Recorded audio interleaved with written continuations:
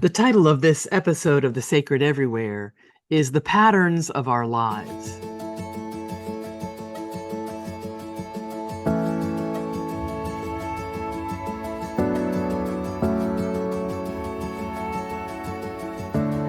Welcome to The Sacred Everywhere. I'm Dr. Sheri Kling, and in this space we explore how the sacred shows up in real life, in our questions, our struggles, our longing, and our hope. Can we find the sacred in every place and everyone? Let's see.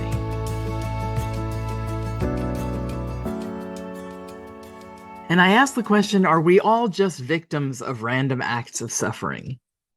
And sometimes I think it seems that way.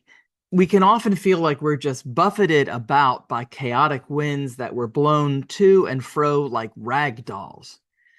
But is that really the way that life works? I used to think that was the story.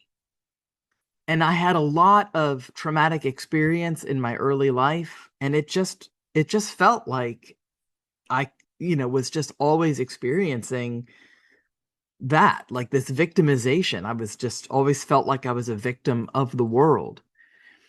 But in my own psycho-spiritual journey, as I've grown and learned throughout the years, I've learned that story is not the deeper story.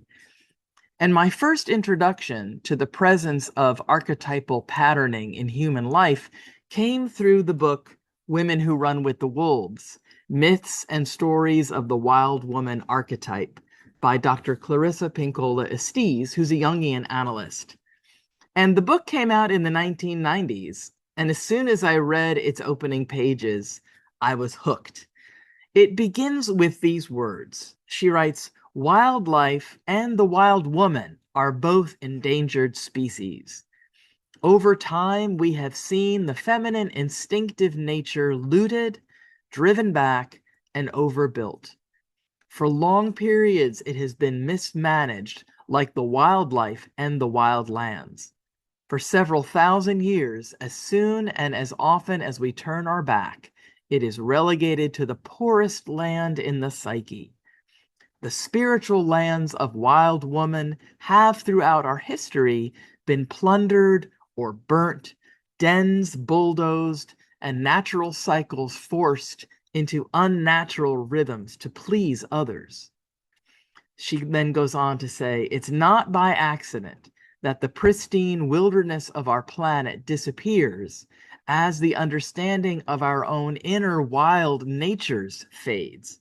She writes, "My life as a Jungian analyst and contadora, or storyteller, have taught me that women's flagging vitality can be restored by extensive psychoarchaeological digs into the ruins of the female underworld."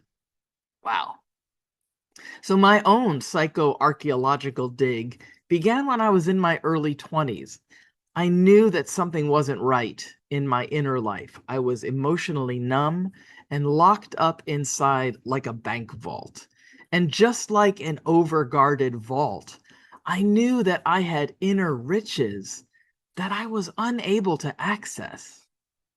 And in her incredible wisdom, Estes presents a collection of myths and fairy tales, and then interprets them psychologically, as most Jungians do.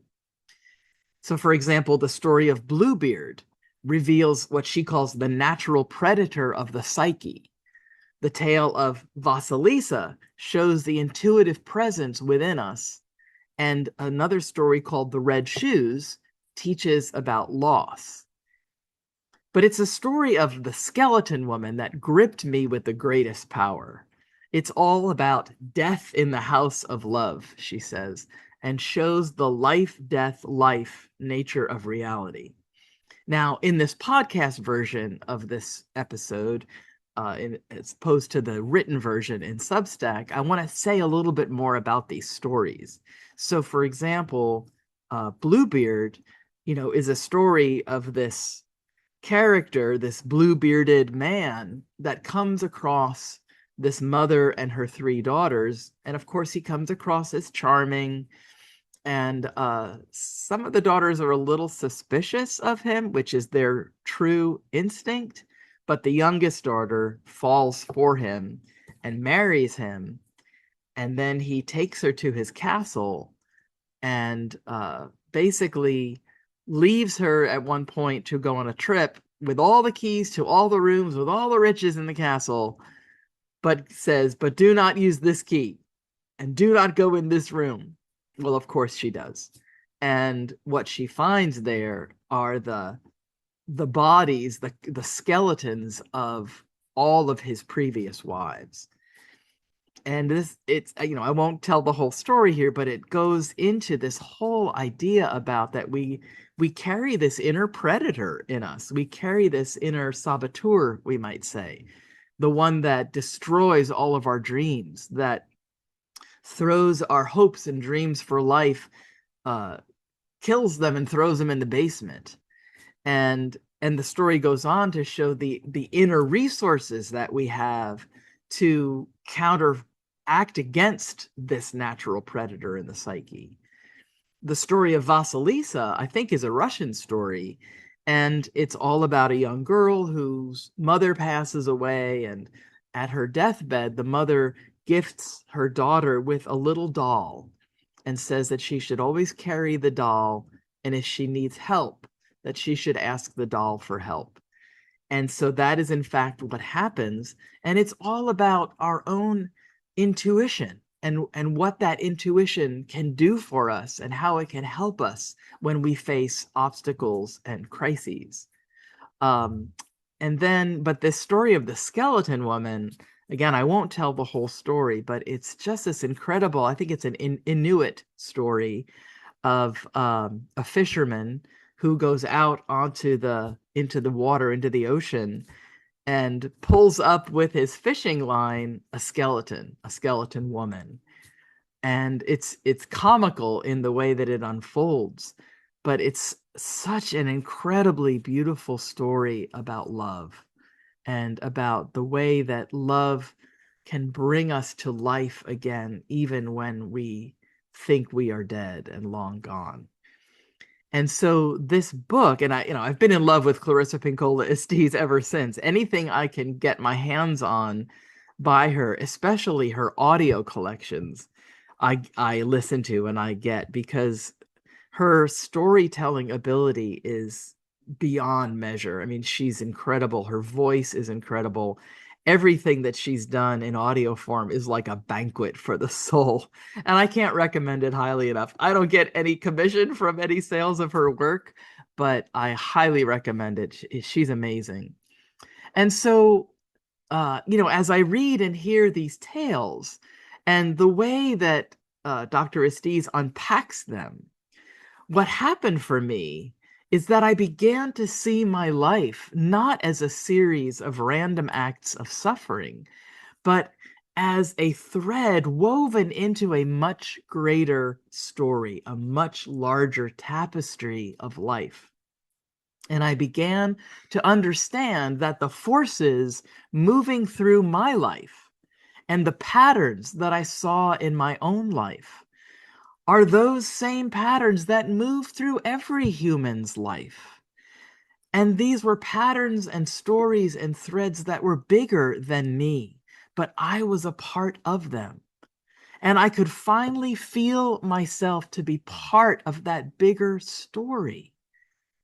And I can't tell you how that changed my life and the hope that that gave me and the grounding that it gave me and the way that I felt connected to the greater life around me.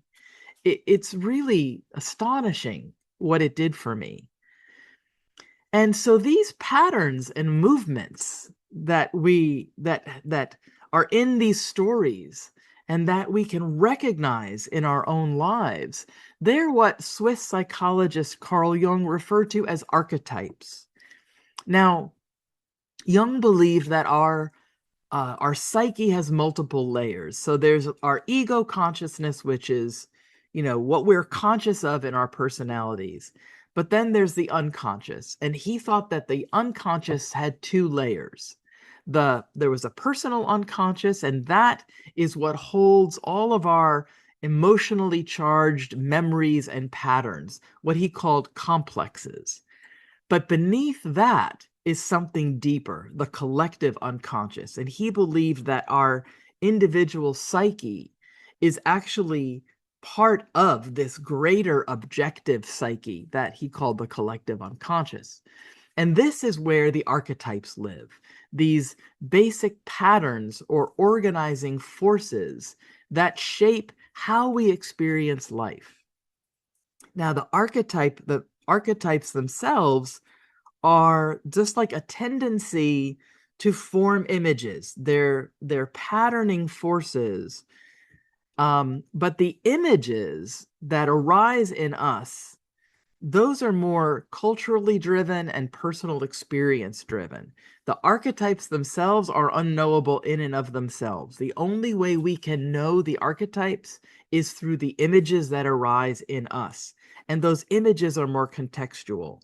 So while the archetypes are universal across humanity, the images that arise are more contextual.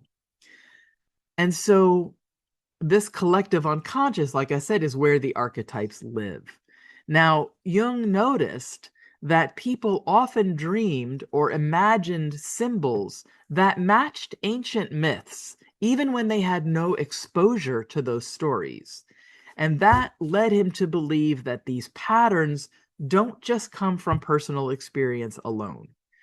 Instead, he thought that they seemed to arise from something deeper in the psyche itself, what he described as built-in myth-making structures. And he called these structures archetypes, meaning that they were pre-existing patterns that help organize our inner world. Now, Jung also believed that there's a central archetype that he called the self. He usually used a capital S to distinguish that greater self from the individual personality self. And this archetypal self is a kind of inner center that holds everything together. It's what moves us toward wholeness and integration. And so he noticed that this self sometimes shows up in dreams as animals, which led him to think that archetypes have both a bodily, instinctive side and a spiritual side. And one interpreter of Jung, Morton Kelsey, as he puts it, he says, these archetypes can break into our awareness with a powerful, almost sacred pull. And he thought that they don't just appear, they can change the direction of a person's life. And sometimes they show up mixed in with our personal memories, and other times they arrive on their own with surprising clarity. So for Jung, this was important evidence that the unconscious isn't just a place of buried wounds or primitive impulses, but it also carries a creative, transforming force, forces that can be wiser and more expansive than our everyday conscious thinking. And when we can tap into those forces, we have access then to this source of vitality and dynamism and creativity that we don't always have just in our individually focused ego consciousness thinking. And so it's this connection to this bigger story that I believe many people are missing today. Now, this is a function that for much of our history has been carried by religion. But in the shifting sands of modern culture, people no longer embrace religious pathways. At the same time, our hunger for deep mystical experience is evident in the exploding popularity of hallucinogenic substances. Now, sadly, much of religion, unfortunately, has focused more on the moralizing aspect of human life and not on the mystical aspect. And I was recently listening to a video about this by Father Richard Rohr. And in that video, he says that moralizing religion will invariably lead to violence because it's based in either or thinking. It's based in or out, who's included, who's excluded. And that always leads to violence, which is what we've seen in history. And that's why so many people just think of religion as being a source of violence. But that's moralistic religion. Mystical religion, on the other hand, leads to unitive consciousness and non dual thinking. But back to the stories. Sometimes stories find us and they can plop into our world like a crashing meteorite and change our inner landscape forever. Now, the ancient myth of the descent of Inanna was one such story for me. That story comes from the same culture as the myth of Gilgamesh. These are some of the most ancient myths, if not the most ancient myths and stories that we have that have been recorded in history. They came out of the culture of Sumer, and so you've maybe heard about the stories of Gilgamesh, but you may not have heard about the descent of Inanna. And I want to say a little bit about how this story found me because it was such an astonishing experience. It's really hard to put into words, but so years ago in the 1990s, after I had read Women Who Run with the Wolves, um, I had at one point gone to massage school. I did a year of night school to learn massage therapy. It didn't end up becoming a real career for me, but it was an amazing experience. And through that experience, I was connected with a gentleman who did this really interesting work of like this emotional release work. Um, it was kind of a combination of breath work and shiatsu pressure point work, and also like I guess what might be called gestalt imagery work. It was a kind of a combination of a psychospiritual and somatic releasing kind of a thing. And I had done about 10 sessions with this guy and really got a lot out of it. And in one of those sessions, it was like you would have headphones over your ears and mask over your eyes, and so you're not really in a sensory deprivation situation, but just about, and then doing this breath work technique. And images would arise, and then you'd kind of follow the image and dialogue with that image to see what it might reveal, these symbols that would come from the unconscious. And so in this one session, now I'll stop here and say I had been having a lot of problems in my left shoulder, neck and shoulder for years and years. And it almost felt to me as if there was like a steel rod going, you know, down my neck and out my shoulder. And this just it was a constant source of pain and chronic tension and all of that.